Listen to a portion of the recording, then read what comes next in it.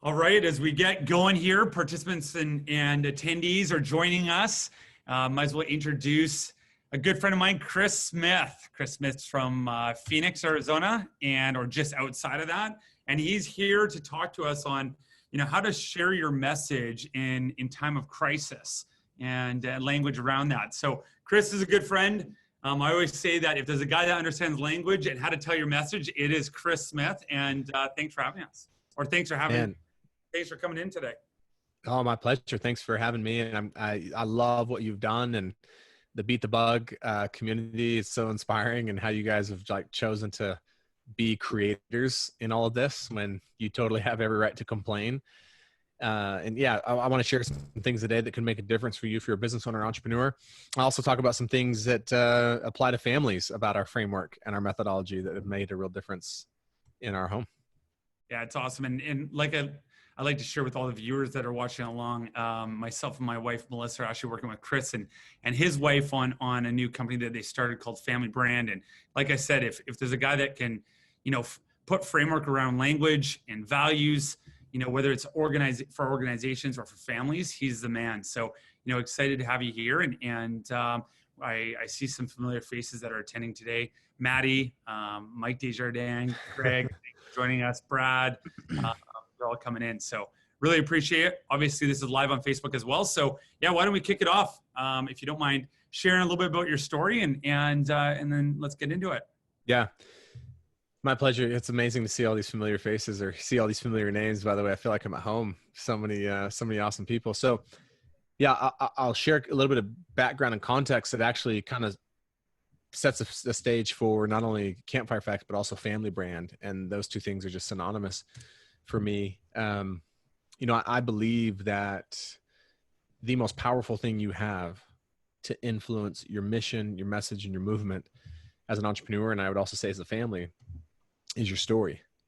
And it's the key to really creating the kind of income and impact that you're capable of if you're willing to take a stand for it. And so I'll never forget, not that long ago, I was driving up to the county courthouse in my hometown, and in the car with me was my mom and my dad and my sister and her husband. And I was super nervous as we pulled into the parking lot of the county courthouse. And I was trying to put on that I wasn't nervous, because in that situation, my family was really looking to me as a leader. And so we go up the county, old courthouse in my hometown, and the steps are really rickety and they're creaking every step. And it's like every step we go up, I'm a little more nervous. And then we finally get to the courtroom door, and I open the doors, and I don't know if you've ever kind of walked into a room and you can just feel this like heavy anxiousness and energy. That's what was in the courtroom that day. No other families in the room, no one saying a word. We walk in, we sit down. And at this point, like the anxiousness and the nervousness is about to jump out of my chest. And we're sitting there, and all of a sudden this door on the left of the courtroom opens, and in walks this woman. Short, dark skin complexion, shorter, dark hair. And she's wearing a green prison jumpsuit, and shackled and chained behind her comes the second woman. Taller, slender, long, dark hair, lighter skin complexion. And then shackled and chained behind her in walks the third woman. And I was like, there she is my sister. And the reason my sister was in the courthouse that day, and the reason we were there, is because my sister was already serving a 5-year prison sentence. And she was there that day on charges from another county. And the decision that day, Curtis, was that she was either going to get 7 additional years of prison on top of the already 5 for a total of 12, or probation. Wow. So like what's at stake is really massive. And we're there just to like observe and like what's going to happen. First woman goes, judge hears her case. Second woman goes, judge hears her case. Then it's my sister's turn. And all of a sudden I just feel called to take a stand for my sister. Just this thought of like, take a stand for your sister. So I just get up and I start walking towards the little, like, in a courtroom, how they have the wall, the fence that you can't cross. And I don't even know what I'm saying. And I just walk up there and I just motion for her attorney to come over to me. And she comes over to me and I said, hey, I want to say something on behalf of my sister today. And she's like, well, I don't know if you can. I'll approach the judge. So she asked for permission to approach the bench, I think they call it. Goes up, her and the judge are talking back and forth, having this little debate. And all of a sudden the judge just says, I understand that Kristen has a brother here in the courtroom today that wants to say something. Is he here? And I kind of raise my hand and he goes, yeah, you got a few minutes, come up and take the stand. So I'm walking up to take the stand, no idea, right, what I'm about to say, just really clear that I want to take a stand for my sister. And I walk up and I turn and I face my sister and we make eye contact for the first time in months. And she gets emotional and I get emotional and I can tell that she can tell that someone's about to take a stand for her. And so I just shared what I shared. And I told the judge, I said, I think my sister deserves to be in prison for 5 years and pay for what she's done. I said, however, I've had a chance to talk with my sister and she's really clear on her mission. And she's really clear on the story that she wants to go share with other families and help other women who have suffered with addiction and help families in the cycle of addiction. And she's really clear, like, that she wants to take a stand for that. And so while I believe she should serve her 5-year prison sentence, I believe that she has a greater purpose of making a difference for their families rather than spending another 7 years in prison. And the reason that message is so important to her and to us is we've lost both of our brothers to addiction. We've lost our oldest nephew to addiction. And now, my sister's serving a prison sentence for addiction. And I said, so that's, I said what I said and I sat down. And then the judge asked her, hey, do you have anything you'd like to say? And she said, yes, I do. And my sister stood up and delivered one of the most amazing talks I've ever heard. And it was the first time in my life I saw my sister take a stand for her message, for her mission. And you could tell, like, it shocked the judge so much what we had shared that he was like, I got to take a recess. The other 2 women that came up, bam, bam, right? My sister, he's like, I got to take a recess. He goes and takes his recess. And we're just sitting out there anxiously waiting, nervous. He comes back, takes a stand, and he goes, I've made my decision. And there's some of you in this courtroom today that aren't going to agree with my decision. And we're like, what does that mean, right?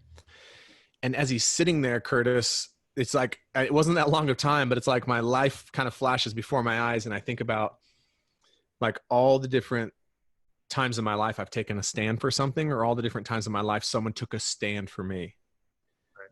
And I thought about Melissa, a little bit of our story, how she took a stand for our marriage when I wasn't willing to, and we were separated, and saved our marriage. And I thought about, just mentors and people that have taken a stand for me. And I thought about, really, like, that's what the Campfire Effect is.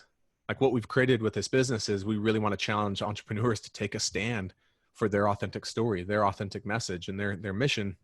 And with Family Brand now, like, it's the same thing. It's just the Campfire Effect is, Family Brand is the Campfire Effect for families and encouraging families to take a stand. And so I'm sitting there and I'm thinking about all this and that I just believe in taking a stand. And then the judge says, I feel called to grant you a level of mercy, and I'm going to give you probation. And I believe in you. And I hope that at the end of the 5 years, you go out and take a stand for that mission and that message, and you share it with families, and it makes a difference for them. And it was really emotional and really moving. And there was part of me that wanted to, like, because I think my dad's like an old school cowboy. I still don't think he really knows what I do for a living. He's just like, yeah, story. I don't know what my son does. He, helps people. I almost wanted to turn, campfires, selling firewood to people. I kind of wanted to turn to my dad and be like, see, it works. Told you, like, it's telling your story. But I don't know why, Curtis, but that, like, even when I was a kid, like, stories or movies where people took a stand for something just lit me up. And so when I look at the time we're in now, right, with this uncertainty, I think it's in times of uncertainty where the greatest stands are taken. Right.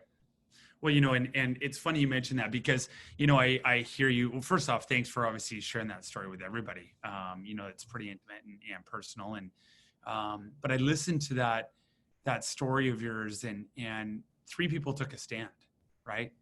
You took a stand at a time of fear and uncertainty for your sister and the outcome that you had zero control over, which then the day when there is uncertainty like we have today, we feel like we have zero control, but you took a stance, right? You took a stand and you did that for your sister and for yourself. And then whether that empowered her to take a stand for herself, like you mentioned, like finally for once she did. And and look at the impact it actually had on the judge. Because at the end of the day, let's be honest, like he had to, you know, he had to stand up and do what maybe a lot of people think wasn't right. And Totally. so the impact and the ripple effect that it had, you know, and, you know, going, you know, leading into the next part of the conversation is, you know, we're all faced with uncertainty. We're all faced with fear. We're all faced with changes in behaviors and routines and circumstances and, you know, everything else that's going on in our lives, our businesses, or our families. And so it's amazing, you know, when we talk about leadership, sometimes it takes one person to take a stand that will ripple down and impact everybody else. Yeah. Like, and that's, you know, jumping over to Family Brand, it's like the thing I started waking up to when we took our family through the Campfire Effect and created our family's brand. And that was like, you know, if I look at what we have now with our 5 children and this amazing family and marriage and yeah, struggled just like every other family. But when I look at what we have, I mean, we were separated 10 years ago, going to get divorced. Like, it was as bad as it could be, but it was like my wife took a stand for us. An amazing marriage counselor took a stand for us, which gave me the courage to finally take a stand for us. And with this idea that like, we really believe every family can define on their own terms what it is their family stands for and what they want to be known for by creating their family's brand. And in doing so, like you said, Curtis, not only will they lay a foundation of a culture for their family, it really has the potential to impact generations of family members just by one stand, right? And the ripple effect of that. And I'd never linked the two. I've always talked about taking a stand. Like, that's always been big for me. But in the pandemic, what I realized is like, oh my gosh, if I go back and look at every moment in my life where I really had a decision, I took a stand, it was always out of some period of tremendous uncertainty or struggle or trial or trauma. Yeah. Like the challenge shapes the stand and it shapes the strength of the stand. And so, you know, the reason I came up with this training, how to share a message in times of uncertainty, is like 5 weeks ago, I'm lying awake in bed and I'm just like, man, how do I help our existing clients? Like, how do I help our community? And this training just came to me, like how to share your message in times of uncertainty and why it's so important. And there could be an argument made that like the reason you want to be sharing your message right now is because you want to like capture market share and grow your business. And yeah, sure. That's true. Like, people still want to do well and like provide for their family. But like, the deeper thing for me was that I think sometimes we look at story and message as just like a tagline or an elevator pitch or like a function of marketing, where I view your story and your message as your stand. I view your story and your message as your declaration of leadership. Like, your story and your message is you declaring to the world who you're committed to being as a leader and how you're committed to showing up as an organization. Mm-hmm. But I also think the same thing's true as family. Like, whatever story we're putting out there about what it means to be a Smith, that's not just our story and our message. That's like our declaration to the world of like what you can count on from the Smiths. Right. Like, that our community can count on us and our family can count on us. And I just don't know that I've always seen it that way. And so I just think that right now there's this tremendous opportunity to really show up. And I think the world is starving for leadership. You know, so as an entrepreneur or as in your family, we have a real opportunity right now to like put out a message of overcoming and of hope for the future. And that doesn't mean that we don't have a right to like have bad days or complain or have like, because we all have them, right? I just see though that like, and I've always believed in business, talking about pure tactical elements of business, that differentiation and specialization has always been important in business, right? You're always looking to differentiate yourself. But I've realized in the pandemic, for especially my own business, I believe that differentiation and specialization for your business and your family is far more important in times of uncertainty than in times of prosperity.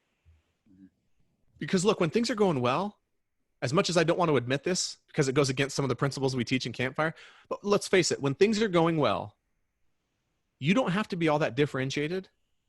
You don't really have had to have taken that like bold of a stand. And if you're willing to work hard and follow the principles of success, when things are going really great in the economy, you're probably going to do okay. Yeah. But man, when things are tough, that's when differentiation and like really matters.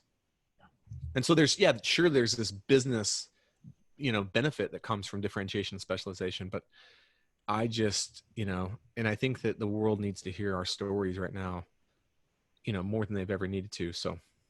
And so why don't we unpack, you know, taking a stand? Because I think, what comes to my mind, I think about, some of the greatest leaders of all time. Martin Luther King as an example, in his speech and his, you want to talk about someone that took a stand. I mean, that man, Totally. more relevant, Colin Kaepernick, right? Like, look what he started in the NFL and in sports and the league, and just, the stand that he took. But even in our own family, I mean, people that take that stand usually are trying to take a stand to break a cycle that might have been existing for, generation after generation, whether it's abuse, it could be anything, Yeah. And so, there's obviously a lot of fear, but how, maybe we can unpack that a little bit to understand, like, what does that mean? Taking a stand, as if I'm an employee taking a stand because I want to, make more money, or I want to do that, is good. Like, I think it's the fear of conflict. Like, people don't take a stand because they fear that they're going to be judged. The space isn't right for them to take a stance. They don't have the confidence to do that. And so maybe you can talk about that. Like, how do you create the space, or how do you find that space to take that stand? Totally. And the image that comes up for me around taking a stand, and it's in our family brand anthem, this document around our anthem, it's like plant your family's flag. It's like storm the hill and like, boom, like plant the flag. And on the flag, boldly and declaringly, it's like, this is who we are. Mm-hmm. And we have nothing to apologize or nothing to explain. Like, and to me, this idea of taking a stand is being a bit of a pioneer. Like Martin Luther King, guy was a pioneer, right? But there's also a risk to being a pioneer. Pioneers get frostbite. Pioneers go face like the wilderness alone. Pioneers get literally and figuratively like arrows and bullets, right? Yeah. And so what it is like, the way we talk about it in the context of business is when you take a stand, for example, like for your mission, it's when you start to do the work that you really feel called to do for the people you feel most called to serve, with a message you feel most called to share. Can you repeat that for everybody? Yeah. So they want to hear that again. Yeah. So the stand in your business is when you take a stand for the work you feel most called to do for the people you feel most called to serve, with the message you feel most called to share. And you're hearing me use the word called a lot, because called and calling is the antithesis of should or supposed to. I love when a business comes to us at the Campfire Effect, and I can tell that the work they're doing is because they think that's what they should do or what they're supposed to do. And it's really like keeping the calling of what they really feel called to do hid. Yeah. Or they're working with a group of people that's like, well, we're working with this demographic because it's, there's a lot of opportunity here and we can make a lot of money, or like we were told by a consultant that's who we should work with. And I'm like, but is that who you really feel called to work with? And it's almost like they whisper and they're like, no. It's like, this is who it's like, well, let's go work with them. Right. Yeah. And then it's like, is the message you're sharing, is that the message you feel most called to say? Or is that the message that's the safest to put out? And so it looks the same thing as a family is like, are we going to define what it is we stand for and who we feel called to be as a family and what we feel called to say? Or are we going to allow the world to define what we stand for? And so part of that, taking that stand, is asking yourselves these really confronting questions. And I get that these questions aren't like your normal dinner time, just casual friend conversations. And you and Melissa have been experiencing some of this with Family Brand, but in both Family Brand and Campfire Effect, one of the first questions we ask the family and a business would be like, what do you want to be known for? Mm-hmm. It's like, man, that's a big question. But because the reason it's so important to get clear on what you want to be known for is, how can you take a stand for something that isn't clear? Yeah. Like, how can we take a stand for what we want to be known for if we don't know what it is we want to be known for? Mm-hmm. And then I just think that especially in business, we've gotten into this habit or this trap of feeling like that I need to work with everyone and that my message should be for everyone. When in reality, there's a group of people you feel really called to serve where you have the opportunity to make the biggest difference. And so how you start to take that stand is by really clarifying some of that, like, who do we feel called to serve? What's the type of work we feel most called to do? And what's the message we feel most called, to put out and share in the world? Yeah, it's amazing. I mean, when I think about taking a stand too, it's and really what you're called to do, like what you said, I think about, America's Got Talent and X Factor and all these things where, this little old man that, had this job for, years, laying bricks, and he didn't have the opportunity to, get up on stage and, really expose his true calling. And next thing you know, everybody's standing ovation and tears. Like, you talk about that, like empowering, right? And that's, when we talk about that, maybe you can talk about like, how do we create that space, right? Because now, everybody that's watching, we're sitting there going like, well, how do I determine what that is? Number one. Yeah. And number two, like, how do I actually take that next step, right? Take that next step of creating that space for myself to actually do that, and I think going through some of your process through our family brand, for myself anyways, like I was given a talent to draw. It's funny, and I haven't really spent time at really exploring that creative side of me. But, one of my goals is to actually in the future is to create that space for that. And whether that's my, a lifelong passion or you name it, at the end of the day, I think that there's something there that I want to explore further. Anyways, long story short, maybe you can talk about everybody, like you're sitting here right now. What does that mean? Is that relevant to me right now? Yeah. Obviously we're talking about, there's fear and uncertainty, you name it. There's people online that have kids, they're married. What is that next step, or what does that look like for them? Yeah, absolutely. And so there's a couple things that I want to say to that is that it can be an and. Like, it doesn't have to mean that like, oh, I got to stop doing what I'm doing overnight and like go all in on this, right? Like, meaning I can grant myself space and grant myself permission to be an and, like you said, the bricklayer, right? Yeah. It doesn't mean that I stop laying bricks overnight. I mean, that you could, that would be bold, right? That'd be really like planting your flag. But it's like, well, I'm going to keep doing this, but I'm not going to give up on this thing over here. Like, I'm going to actually lay bricks to provide the means so that I can go and like do open mic nights. Yeah. But I'm not going to give up on the calling. The other thing that I find that's interesting, Curtis, is how this applies in a family is like, when I started having the courage to take a stand for my calling and start doing the thing I felt called to do, which for me was starting the Campfire Effect, something I'd wanted to do for years, but didn't have the courage to do it and didn't believe it could be successful. Man, I was a more committed husband and father. Like, it's actually like the best thing that I could actually do for my family was to take a stand for my own calling for Chris Smith. Right. Although sometimes that can seem selfish, right? Mm-hmm. And it's like, and then I don't know if any of you others have ever had this experience, but I used to devote a lot of energy and effort to trying to change my wife and change my kids. And when I started devoting more of that energy to like, dude, you need to change yourself.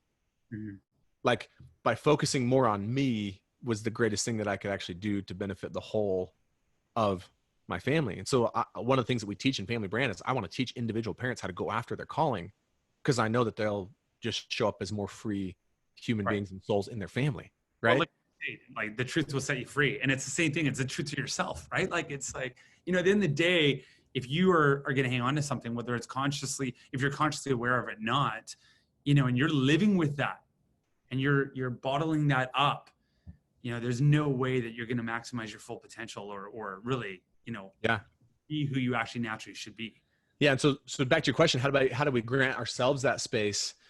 I can tell you that from my personal experience, I went from this place of zero faith in my ability as a husband, as a father, entrepreneur. Like 10 years ago, Melissa and I are separated, going to get divorced. I owe people money. I have 2 failing businesses. I'm about as like rough of shape.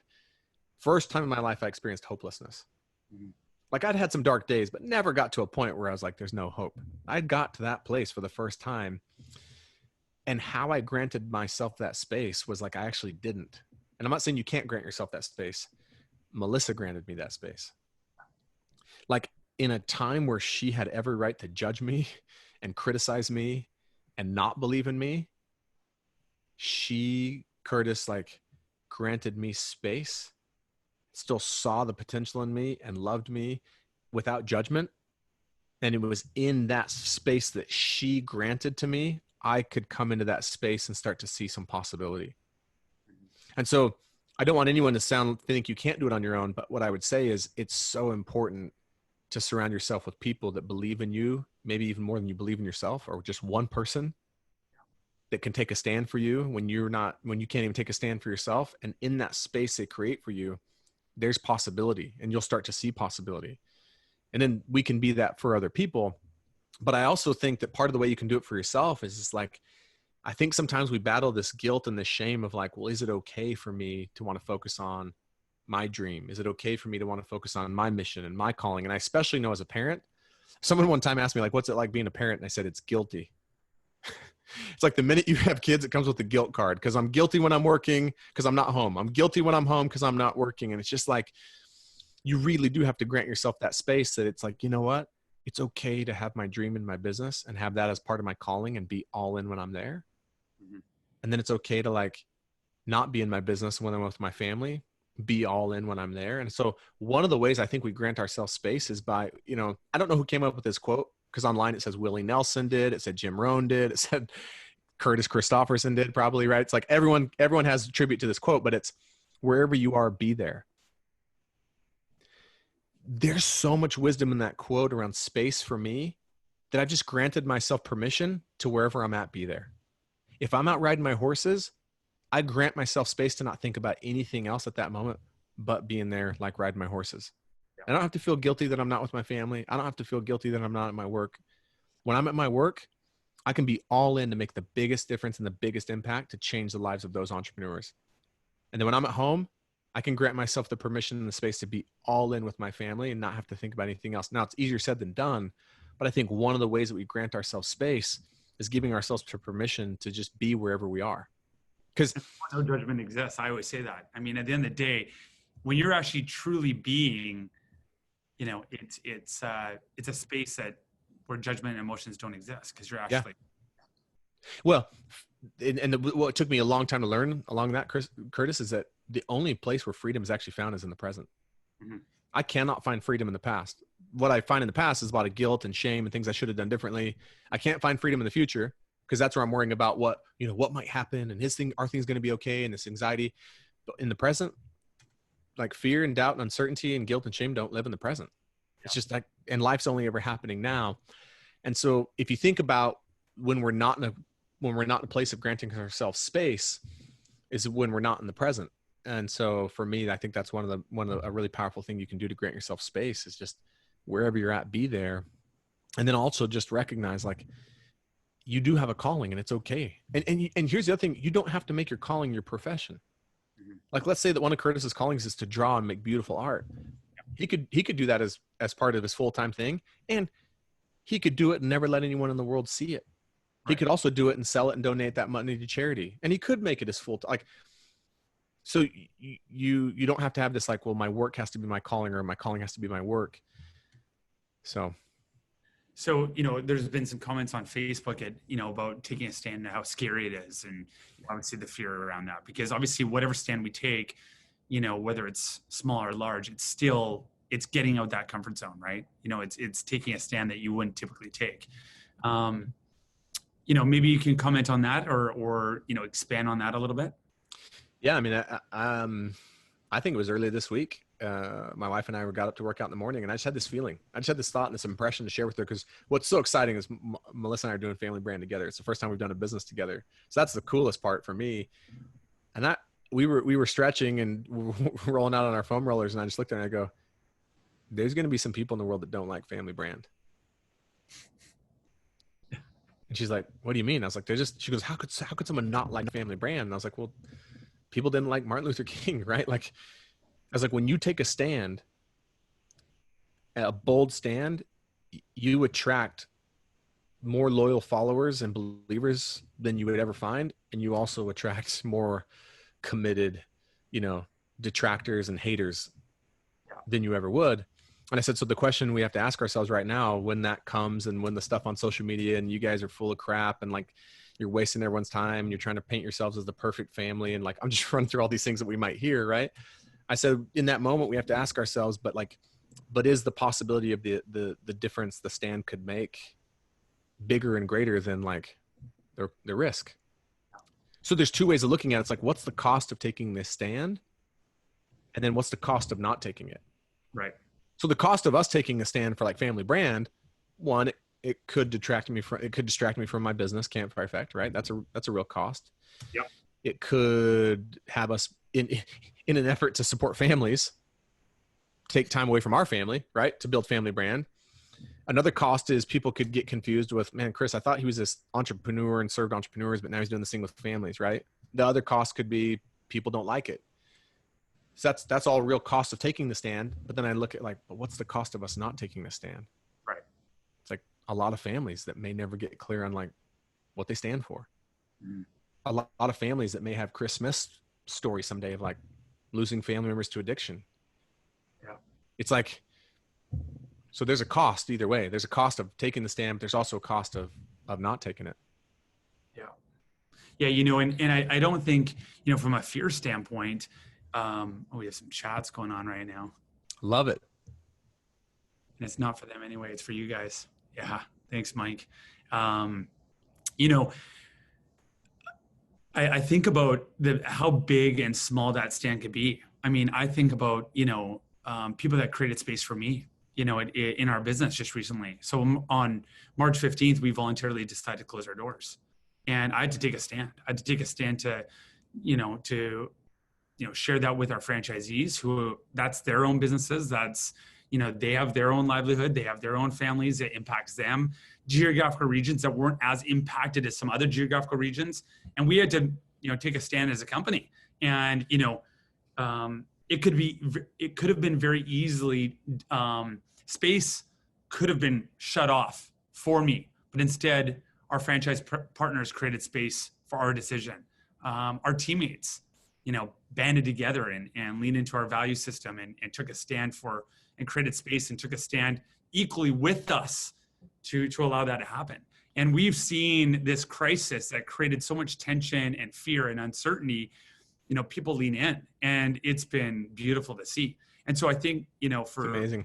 Yeah. And for even some of the ones that are listening along right now, because I know they are, like, I can't thank our teammates, our franchise partners enough, because essentially they took a stand for us, for our business, for myself, created space for us to allow to make that decision. And that alone provided us with the support and the confidence to keep on going.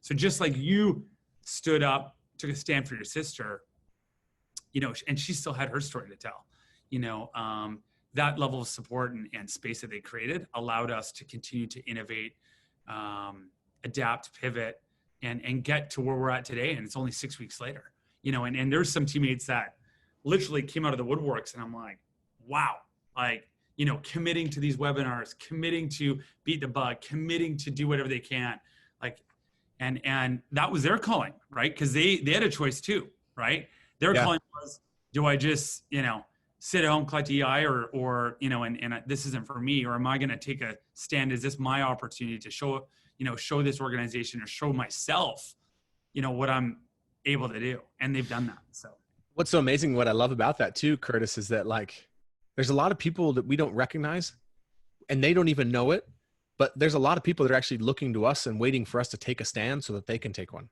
Right.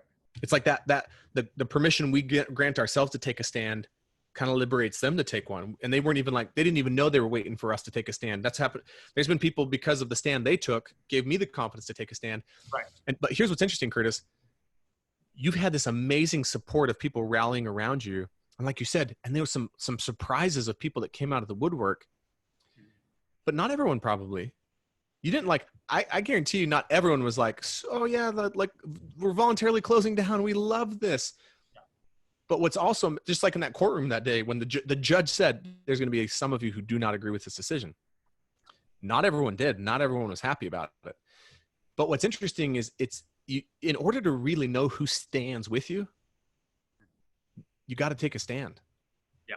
It's in those moments when you take the stand that you kind of realize who you really are locked arms with and who you're not. And that's okay. It doesn't mean they're right or wrong or good or bad. It's just, you really get to see, right? Like who's committed and who can you really lock arms with and, like, you know, charge the hill and plant your flag, you know? Yeah. And, you know, I get the sense, I mean, for all the people following along, I love the quote that you shared with me the other night from the Avengers. And the reason why it's relevant, and I want you to kind of dive into this, is because taking a stand is actually, as you said, creating the space to be, to vocalize who you are, to deliver a message that you've been called to deliver. And that truly takes an understanding of like who you are from a self-awareness and items like that. And we, in society, we have all these external things that, force us to be someone that we might not want to be or should be or could be or are. Whether it's our home environment, our parents, our, Instagram as an example. So can you elaborate on that, the quote that you shared with me the other night? Because I haven't forgot about it since you shared it with me. Yeah, it's one of my favorite quotes of all time, and it actually came out of Avengers Endgame. And I think it's like one of the most. It's so funny to me that like total fictional movie that's none of the events are true, and it's like one of the most profound quotes that I've ever heard in my life. And my wife knew like the minute this quote was said in the movie theater, I look over at her and she was like, "Oh no, Chris is gonna like not be able to stop talking about this quote." And it's this, and it's really relevant because Thor. We all whether you've seen the Avengers or not, you've heard of Thor. Right? Like this ultra powerful, strong, like heroic, confident, like guy knows who he is, right? Well, he loses his identity. Like he gets lost and like it totally has this pressure of who he should be or who he's supposed to be. And in this vision, he goes back and visits his mom and he's kind of complaining to her and just pouring his heart out. And she said, "Son, everyone fails at who they're supposed to be." She said, "The true measure of a person, of a hero, is how well they can succeed at being who they are." I love that. Can you say that again? Just because I know that people are probably smiling right now. Yeah, everyone fails at who they're supposed to be. But the true measure of a person, of a hero, is how well they succeed at being who they are. Because like you cannot succeed at being who you're supposed to be. It's not possible. Because if it's someone you're supposed to be or should be or need to be, then that's not who you authentically are. And that was the story of my life. What had me 10 years ago completely lost and almost about to throw away the most amazing thing in my life with my family, I didn't know who I was. The only thing I knew, Curtis, was who I was supposed to be and who I should be. From someone else's viewpoint, right? And I'd allowed other people to write my version of my story. And of course I would fail at that. How can I succeed at being someone else's version of me and like what I was supposed to be? And it's like, but the moment we realize who we truly are and we realize that it's okay to be who we are and that we can actually love ourselves for that. So how does that happen though? It's rare that someone just comes to that like conclusion on their own of like, oh, I just, what I realize is like, I love who I am. It usually takes someone loving like Thor's mom or like Melissa did for me and like that grants us space to just be without judgment. And how hard is that to do? Yeah. It's really hard not to judge like our family or like our coworkers but like imagine if we could grant people space where they feel totally safe to be who they are as they are. What that would communicate to people is like, hey, it's okay to be who you really are. And in fact, it's awesome. Mm-hmm. It's like, what would that do for homes and cultures and businesses and families? And so, yeah, it's like, can we really grant people that kind of space? Like, can we grant space with love and then hold the space without judgment? Mm-hmm. Way easier said than done, but that's like, and it's in that space that gets created is where possibility lives. In that space, anything's possible. And so when you talk about that, like, so we've been going, we've been talking for the last 40 minutes and, still people are like, Chris Smith, Campfire Effect, family brand, obviously understands about the concept of creating space, taking a stand. We've talked about that, but, essentially that's what you do. Like, that's what Chris Smith does. Chris Smith creates space for organizations or for families to be and to understand who they are, and put language around that. Like, that's essentially what you do. Like, you actually create space for organizations to figure that out. You create space for families to figure that out. So maybe you share what you go through around that, like, so that people have a better understanding of what the Campfire Effect is, what family brand is. Because everything that we've just talked about in the last 40 minutes is essentially your calling. Your calling is everything you've actually just shared in the last 40 minutes. Yeah. You do it with a systematic process in family brand and in Campfire Effect. Well, thank you for sharing that. That means a lot to me because I would love to be known for that. Like that's what I want to be known for. And what's interesting is there's so many parallels to Curtis between a family unit and a business unit. That's what fascinated me. And that's why anytime I read a book about business culture, I look for the nuggets to strip out of there of like how it applies to the family culture, right? Because they're both brands. What's interesting is oftentimes when a business comes to Campfire Effect or a family comes to Family Brand, they're operating under the same context of they've had all of this pressure put on them or they've put it on themselves of who they should be or who they're supposed to be. So in an organization, it shows up in the form of like the message they should be putting out, the marketing they should be putting out, the types of clients they should be working with, right? When a family comes to us, it's all these expectations of like, well, here's who our children should be. Here's who my spouse should be. And it's all driven from expectations, which, man, I don't know about you, but it's pretty tough to succeed in expectations. Like if someone else has an expectation of me and I'm supposed to succeed in that, right? Or the world has an expectation of me. And I think what we figured out is a systematic approach of just like letting people like give themselves permission to just drop the expectations and live in this space of possibility, like as an organization, and just be like, okay, well, what if there was none of this pressure of who we should be or who we're supposed to be? And what if we could just like really talk about, and we had the space to discuss like who we really want to be. Right. And then we created messaging and marketing and sales copy and presentations from that place. And so it's starting to look at those questions like, well, what do we want to be known for as an organization? Not what we should be, not what we're supposed to be. What do we want to be known for? You know, the same thing with the family. It's like, well, what do we want to be known for as Christophersons? We get to decide, or we can let someone else choose it for us. But either way, it's going to be decided. And so that's what the other thing we want to point out is like, I always laugh when an organization or a leader tells me like, yeah, the problem with our company is we just don't have a culture here.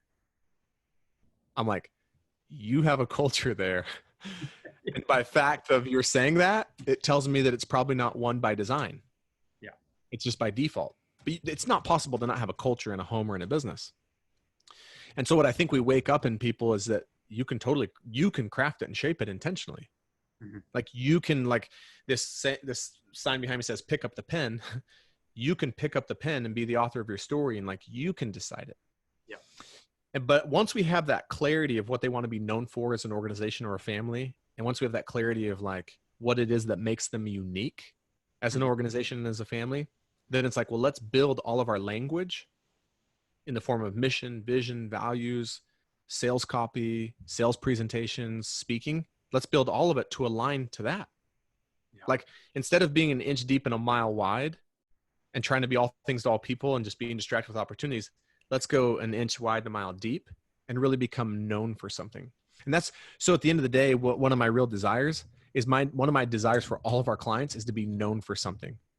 Where like if I saw Innovative Fitness, I'd be like, oh yeah, Innovative Fitness, they're known for, and it wouldn't just be like personal training and fitness.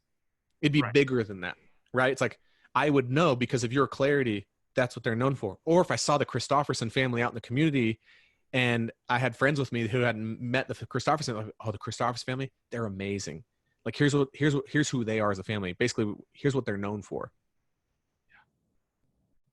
And so that's really what we're talking about in this idea of you get to decide what you're known for, and then you put language to it in the form of story and messaging that like backs that up. Mm-hmm. And you go all in and you go deep on it. And here's the thing I want to say, last thing I'll say to that is, but not in a way that feels, I just did a live stream with Sherry Walling as part of the Connection series that we're running right now on Facebook for Family Brand. Awesome. And we talked about the importance of like but not having mission, vision, or values that feel like these restrictive rules of like what you have to be. Because that's going completely against what we're talking about. It's creating a shared language of who we choose to be that actually the language and the values themselves grant space.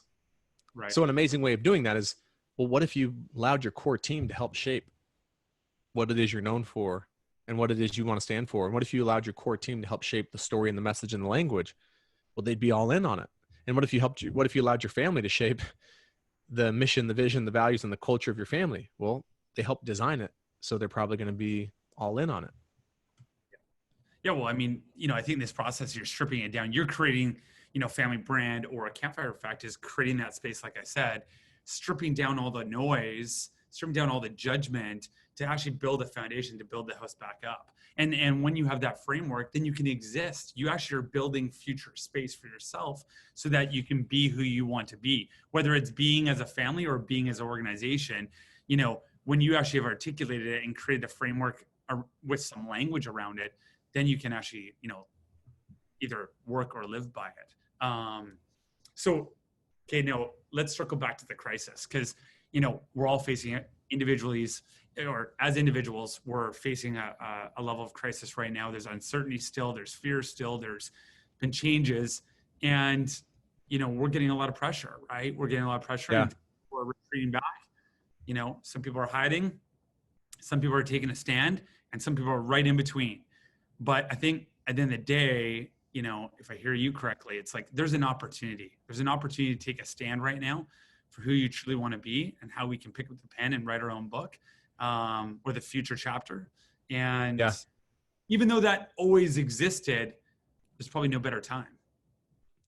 Yeah, really, like I believe that. I believe that right now you could really shape, you know, a brand of a business or a brand of a family out of a time like this forever.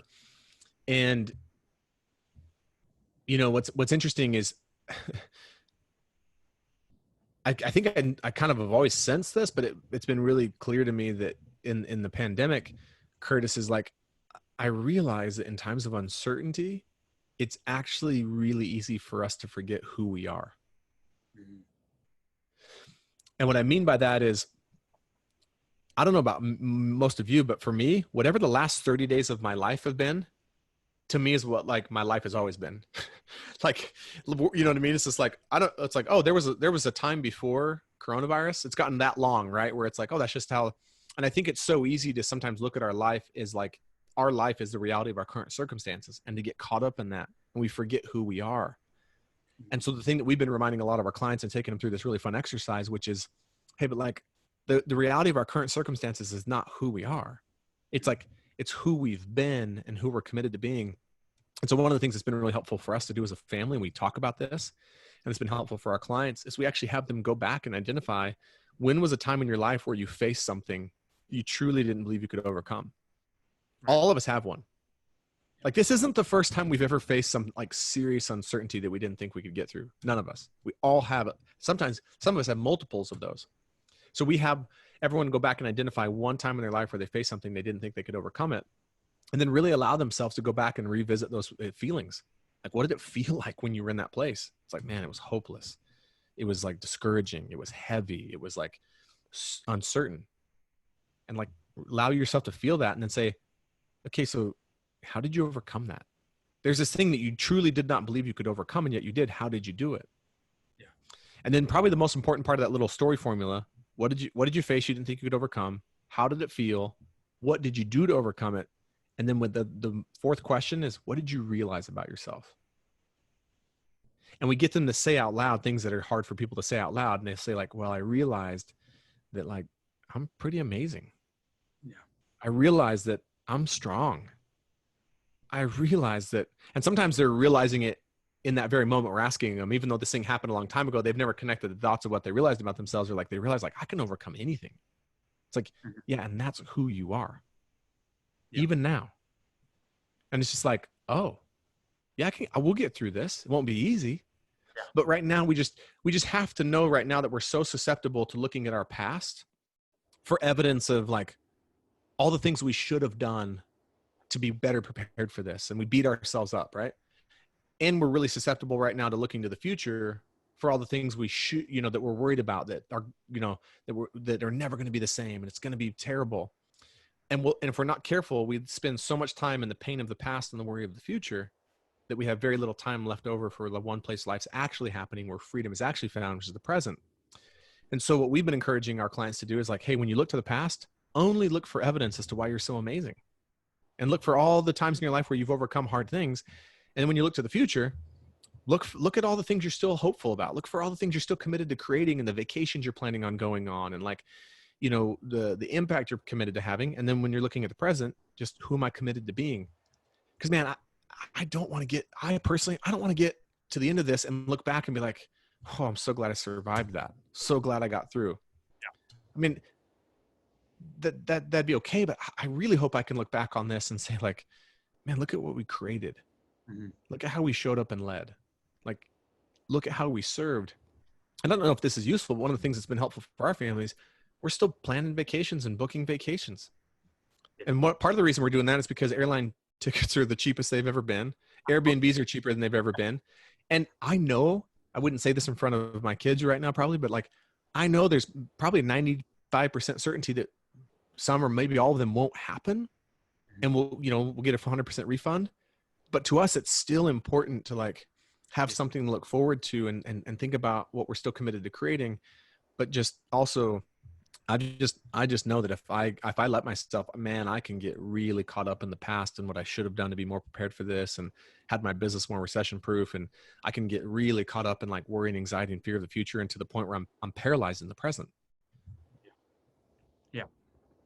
And it's funny that you mentioned that, because I look at it, what the last 6 weeks have taught me is that every single day is a new day, and every single moment is a new moment. So there's nothing we can learn from our past, right? Our behaviors, who we are, why we are who we are, and hopefully make less mistakes just based on experience. But the reality is that, like what Doug Brackman said in one of our talks, I don't know if you know Doug, but yeah, if we're actually present and being, there's not only no judgment, there's no emotion, there's no fear, there's no uncertainty, there's no excitement, there's nothing, because we're actually being. And every moment that we have, every second we have, it's all relative. So how much money I'm making right now, or the revenue our company's making, or who we have on our team, I can't control who is on our team and how much money we made, 2 months ago, 3 months ago, a year ago. Yes, it can provide insight of the opportunity, but really right now, today's a new day. This moment's a new moment. And right now it's like the idea around relativity, like at the end of the day, we don't need to compare. We just have to actually be who we are right now with what's going on in the world right now. So can we go and can we go out and go for bike rides and go for hikes and go for walks and enjoy each other's company? For sure. That's what we're doing right now. We don't have to like fear some level of a future uncertainty or fear that things could get worse when really they're not right now. Like we are healthy and we can go outside. So instead of locking ourselves in our house, and preventing us from being, we have to be okay with being with what we have right now, or who we are right now. So it's it's a good point. As we look at the time, I want to provide the opportunity for our attendees to ask any questions. I know that I would love that. Any questions? Yeah, you guys can type there in the chat or on Facebook, anything. And while we're giving people the time to do that, Curtis, I just want to acknowledge you and your team. Like, because I've been fascinated for the last 6 weeks as a story messaging guy, like just fascinated with the types of messages entrepreneurs and companies are putting out or they're not putting out. And most of them fall into two camps, not saying anything because they don't know what to say, or saying the same thing everyone else is because they don't know what to say. And the reason I'm so honored to be on here is like, you guys have really picked up the pen. Like, you guys have not been too concerned with what has happened or what could happen. It's just like, how do we create value for people right here and right now, and to beat the bug, and like just what you're doing and how you've pivoted. And it's just like really inspiring. Like, that to me is like taking a stand. That's creation. That's living in the present. It's amazing. It's inspiring, man. Thank you. As we wait for chat, any questions come in, it's funny that you mentioned that. Not only do I appreciate it, but I saw this quote from an industry, so a competitor in the industry, more based out of the US, and the CEO said, why would we pivot and adapt when we don't know what tomorrow looks like, or 2 weeks from now, or 6 weeks from now, or you name it? I'm like, what a poor answer. So you're basing your decisions based on uncertainty, which is going to exist no matter what. It exists without any pandemic. It exists without any crisis. Like, there's always uncertainty. We just don't know it. We create fear around something new when really at the end of the day, that opportunity always existed to be present. And so, we looked at it kind of going, hey, when we evaluated our position in this on March 15th, when we closed our doors, we said, who do we want to be? What's worst case scenario? What's best case? Best case scenario is we're locking our doors and turn off the lights for 6 weeks. Worst case to us at the time was 6 months.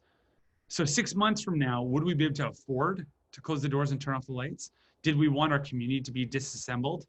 A community that we built for the last 25 years? Did we want to not provide the level of support and services to our community and our clients at a time when they need help the most, or it's part of their routine that they don't have to give up? And we told ourselves, no, that's not who we are. Like, we find a way, no excuse. It's one of our values. We told ourselves we challenge status quo. We told ourselves we achieve more together. We told ourselves we build strong communities. Those are all of our values, 4 out of our 7. Amazing. And so we said to ourselves, like, hey, if we don't want to wake up 6 months from now and things, like, we want to pivot, we want to adapt, because we also don't know if it's 6 months, if it's 6 weeks, or if it's 2 years, or if behaviors change forever. So, when I see someone in the industry is irrelevant, but a leader in their respective space, in their respective business, say, well, no, we're just going to wait and see. Well, what if that wait and see lasts forever? Yeah, wait and see for what? Yeah, talk about, that's not taking a stand. So the thing I want to comment on that with values, because I think it could really link some things for organizations and families. I can't stress this enough that, again, to us, values are not these like rigid like rules and guidelines of what you can do or what you can't do. And what Curtis just demonstrated there is they used the values as filters to ask themselves, like, who are we going to be and how are we going to show up? And that's really, for us, even in our family, we really strive, and I'm not saying we do it perfectly, is, sometimes I think our values are too, we do use them as too much of a rigid, like, oh, we don't do that or we do this. But man, if values can shape decisions around, well, who are we committed to being and how are we committed to showing up, then, they really can make a profound difference. when times get tough, right? I mean, let's be honest. When any system, whether it's a machine, an organization, a family, has to deal with a level of adversity, this is when common language and an understanding Unifies. Unifies. And what I know that what myself and Melissa, why we reach out to yourself, Chris, and your lovely wife, Melissa, to ask about, hey, can you help us with some sort of value strategy around our family, which we didn't even know that you had launched Family Brand at the time, which was just, serendipitous. We said, hey, you know what? Not only is this a time to reflect on who we are, because essentially not necessarily who we want to become, who we actually are, and right. develop common language around that is a time right now that we're stressed. I'm not seeing them as much. I'm sort of evaluating, like, hey, when's if our family gets, has to go through another level of adversity that's, more significant than it is right now, that we can, have common language around that and lean on that. So, and part and parcel because of the experience I had with our organization. There are some questions. It's amazing. One of the questions that was asked by Jason: how often are you revisiting your family branding to keep each other accountable, monthly, quarterly, yearly? And I'll let you obviously answer that. That's great. Yeah, Jason, I love that question. So we recite our family big idea of impact, we call it, our family, mission, our vision statement, and our values every morning at breakfast. And we've made it fun because there was a time where we have, 6 family values, our mission and our vision. So there's 8 total. And there got to a point in time where they kind of felt like we were droning on. And so our kids range from 3 to 12. We have 5 kids. And so now we actually have created actions to each of the family values. So it's like, we start every day off with, we are committed to elevate and inspire. And we believe you can be who you want to be, right? And our kids just love it. Like, they get to act them out and it becomes part of them. And we say them together every single morning and we go through them. And so we use them on a daily basis. And then we use them to shape like what we call weekly check-ins with our kids. So one of the things in Family Brand that we talk about is once you have this culture and you have these values, we talk about like daily living, how to implement them daily, weekly, monthly, quarterly, annually. And we revisit them because one of the things that we see is as our kids are different ages, that the values apply to them differently. And we've actually updated our values because when our oldest kids were really little, we had different sets of values. And so, yeah, we're revisiting them on an annual basis to see, are the core of them still what we want, but the implementation of them, we want to have like daily language around them. And then some of these, we've built a culture wall in our home where we actually have all of our values displayed on this wall. That's our culture wall. And what's great about that is that for, the people in business right now, you're probably hearing some of the things that Chris just said. What's funny is that what do you see in business these days? Daily huddles, weekly staff meetings, monthly, meetings, quarterly retreats. Yeah. So many similarities, right? Like your daily huddle is your morning breakfast, or your, Yeah. weekly is your, Weekly check-in. weekly check-in. Yeah. Your team builder is your movie night. Like, there's so many similarities. And so Totally. I'm telling you, I'm obsessed with culture books, Curtis. And I glean things out of them for business, but there are so many nuggets to apply to a family, man. Look, if these work in some of the most inspiring, highest performance like companies, then they would work in your family. well, and what's crazy is that they actually always existed in the family unit. It just have never been, there hasn't been framework around it, right? Yeah. Love the question. That's great. Any other questions on there, Curtis? A lot of great comments. A lot of Okay. great. Why don't we look at wrapping this up? It's 4:00 Pacific time here, and obviously appreciate you coming on, Chris, sharing your magic, and for everybody listening and watching. And Chris Smith, Campfire Effect, he's been not only a great friend for a long period of time, but he's been helpful in business and in life with our family too. So appreciate you. Thank you for all your knowledge, and why don't we leave it at that? Okay. Thanks, everyone. Really appreciate you guys. And yeah, happy to support any way we can. Awesome. Thanks, Chris.